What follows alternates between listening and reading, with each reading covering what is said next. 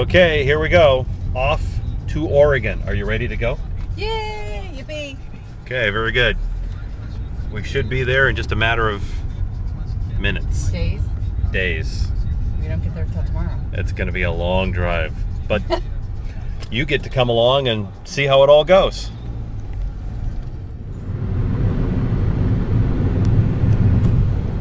Welcome to Nevada. We have crossed the state border, so just one more state to go before we get to Oregon here. We're finished having fun here in Reno, gave the casino some of my money.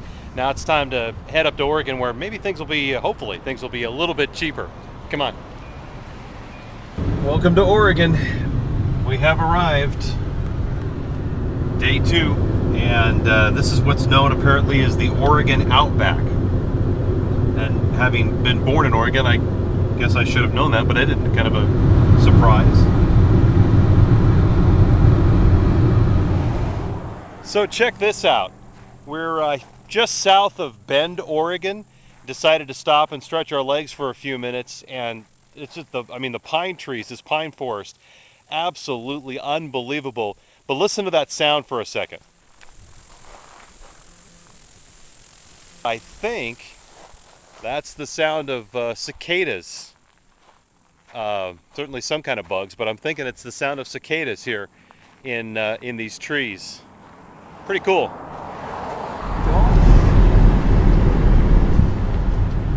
Okay, so we're in Volcano Vista. It's a national monument. Just happened to see this and thought we'd go ahead and give it a shot. This will be part of the adventure. The great... I'm afraid of heights. Heading up to the observation deck here at the top of this lava dome. And I guess we get the bird's eye view, although what you've already seen, what we've seen, is pretty awesome. Wow, this is steep.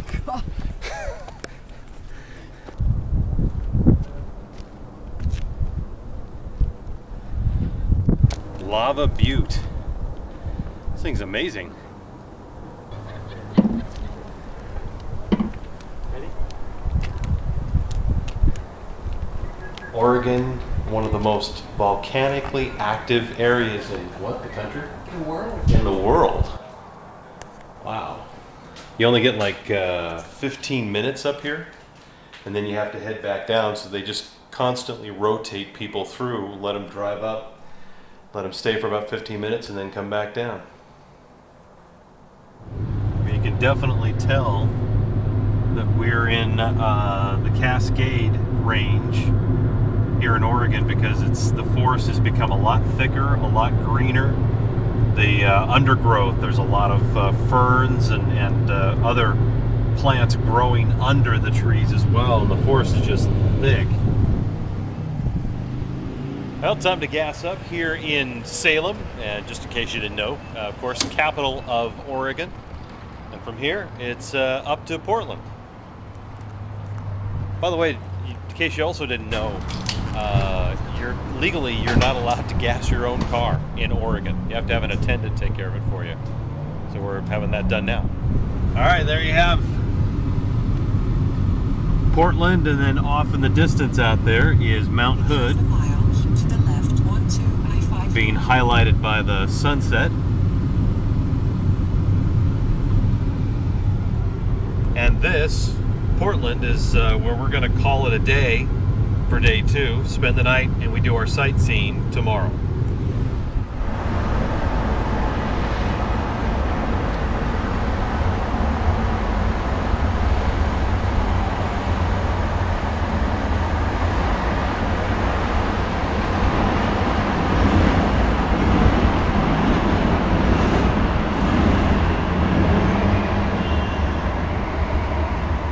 Stopped off at the Rose Garden, which Kings fans will know as the home of the Portland Trailblazers, who actually used to be in the same Pacific Division as the Kings, but no more. But that's the Rose Palace. That's their new arena. They can do it, Sacramento. We can do it. We're now stopped at our umpteenth Starbucks for our coffee and potty break. Look at that, huh? Some amazing houses up in the hills above Portland. And as green gets. See the bridge? Way over there. We're on our way from Portland up to the northwest coast, the mouth of the Columbia River. And here's a tunnel I can remember passing through as a kid many, many times. There you go, Seaside's about 45 miles away. Starting to drop down now out of the western side of the Cascade Range. All right, you see the sign for downtown.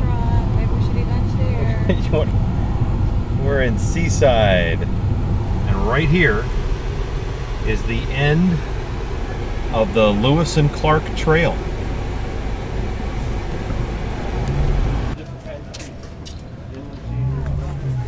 We're gonna check out the Seaside Aquarium here.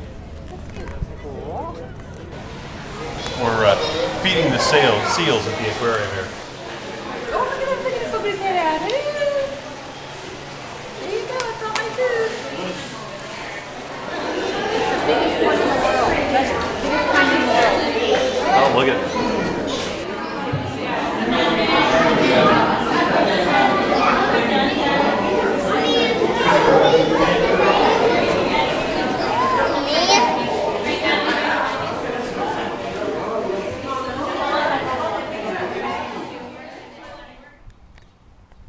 Well, not everybody can say they lived on Main Street, America, but I did. As a matter of fact, I was a kid here in Warrenton, Oregon, in this house. The family left here like 40 some odd years ago and moved to Arizona. So this place we're at right now is called Battery Russell. It's at a place called Fort Stevens, just outside of Warrenton, Oregon. This was a World War II fort, and actually the only place in the continental United States that received enemy fire during World War II. There was a Japanese submarine off the coast that lobbed a shell or two in at Fort Stevens, and they never returned fire. So that saved them, because they could have, I guess, been in a whole lot of trouble taking that shelling. But this is Fort Stevens. Used to come here as a kid and actually climb through all of these buildings. And some of these, they're all buried in the hillsides. They go in kind of deep and it gets kind of dark. A little bit scary, actually. And this is a replica gun of what they had here during World War II.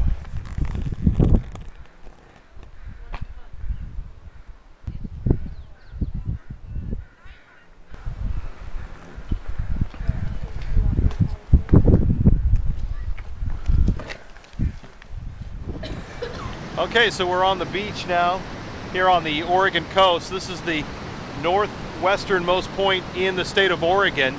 And on this spot, back in 1906, an English sailing ship called the Peter Iredale crashed here, 1906. So it's been here for about 105 years, and that's what's left of it right there. And this is the bow of the ship right here. Then you see a couple of the posts that are left for the masts, and then all the way down to what was the stern, and there's very little of it that's still exposed on the beach at this point. Used to come here and play when I was a kid. The Peter Iredale. You're looking at a creek flowing out of the mountains and into the Pacific Ocean here on the coastal highway in Oregon. We thought we'd stop and take a quick look at the scenery, and it is gorgeous. Just some of the view from the Oregon Coast Highway.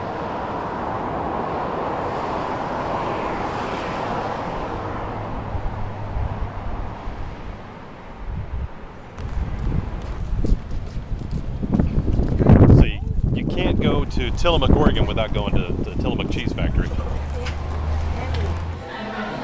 We get a bite to eat with grilled cheese sandwiches and tomato soup. And and then watch them make cheese and ice cream here at the Tillamook Cheese Factory. Oh, we just made our way over from the coastal highway into Salem, the capital of Oregon. Now we're heading down toward Eugene, which is going to be our final stop before heading back to California, and turning the driver over to my co-pilot here for a while we went to the beach, and I got my shoes and my socks a little wet, so I'm actually taking this time to use an innovative technique to dry my socks. I love road trips. Okay, well, the GPS is on. Not that we should need it because we're taking a straight shot on I-5 out of Eugene here on day 5 of the Great Oregon Tour. It's all over. Heading home. See you, Oregon. Bye. Oregon thanks you. Come back soon. Oregon trip is over. Welcome to California. Woohoo! Caution. It was fun.